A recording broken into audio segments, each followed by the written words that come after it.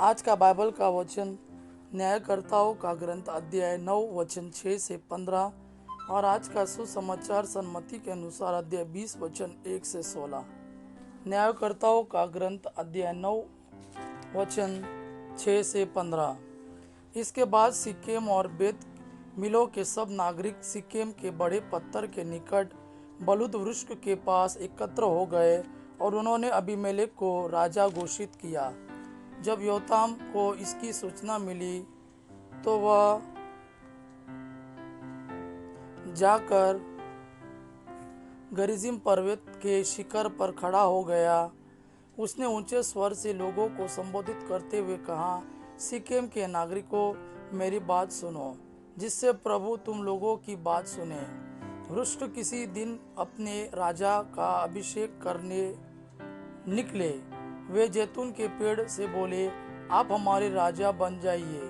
किंतु जैतून वृक्ष ने उन्हें यह उत्तर दिया, यह क्या, मैं वृक्षों पर राज्य करने के लिए अपने यहाँ तेल क्यों छोड़ दूँ, जिसके द्वारा देवताओं और मनुष्यों का सम्मान किया जाता है। तब वृक्ष अंजीर के पेड़ से बोले, आप हमारे राजा बन जाइए। किंतु अंजीर वृक्ष ने उन्हें यह उत्तर दिया, यह क्या, मैं वृक्षों पर राज्य करने के लिए अपना बढ़िया मधुर फल क्यों छोड़ दूँ। इसके बाद वृक्ष अंगूर के पेड़ से बोले, आप हमारे राजा बन जाइए। और अंगूर के पेड़ ने उन्हें यह उत्तर दिया, यह क्या, मैं वृक्षों पर राज्य करने के लिए अपना यह रस क्यों छोड़ दूँ, जो देवताओं और मनुष्यों को आनंदित करता है। तब सब वृक्ष कंटीले झाड़ से बोले, आप हमारे राजा बन जाइए।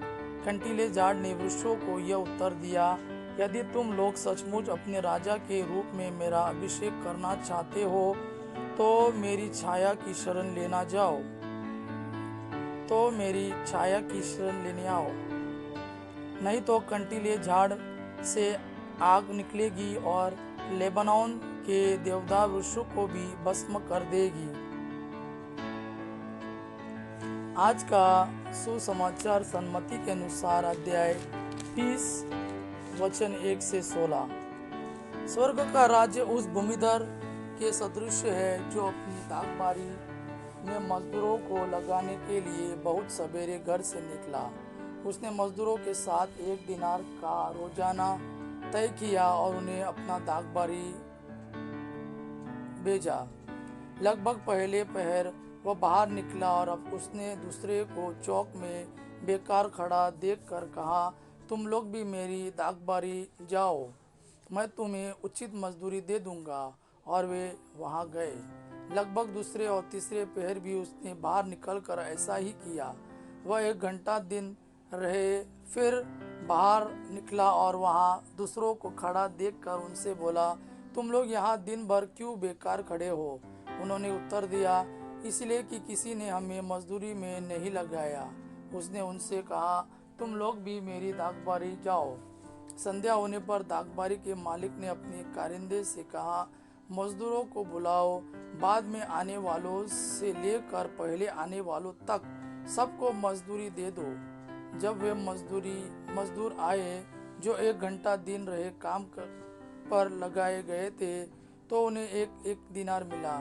जब पहले मजदूर आए तो वे समझ रहे थे कि हमें अधिक मिलेगा, लेकिन उन्हें भी एक दिनार ही मिला। उसने उसे पाकर वे यह कहते हुए भूमिधर के विरुद्ध बुनबुनाते थे, इन पिछले मजदूरों ने केवल घंटे भर काम किया, तब भी आपने इन्हें हमारे बराबर बना दिया, जो दिन भर कठोर परिश्रम करते और धूप सहते रहे। उसने उनसे एक और यह कहते हुए उत्तर दिया, भाई, मैं तुम्हारे साथ अन्याय नहीं कर रहा हूँ। क्या तुमने मेरे साथ 1 दिनार नहीं तय किया था? अपनी मजदूरी लो और जाओ। मैं इस पिछले मजदूर को भी तुम्हारे जितना देना चाहता हूँ। क्या मैं अपनी इच्छा के अनुसार अपनी संपत्ति का उपयोग नहीं कर सकता? तुम मेरी उदारता पर क्यों जलते हो? इस प्रकार जो पिछले हैं अगले हो जाएंगे और जो अगले हैं पिछले हो जाएंगे। यह प्रभु का वाणी है। प्रभु को धन्यवाद। आबा पिता की महिमा और पुत्र यीशु का प्रेम आप पर सदा सर्वदा बना रहे। आमीन।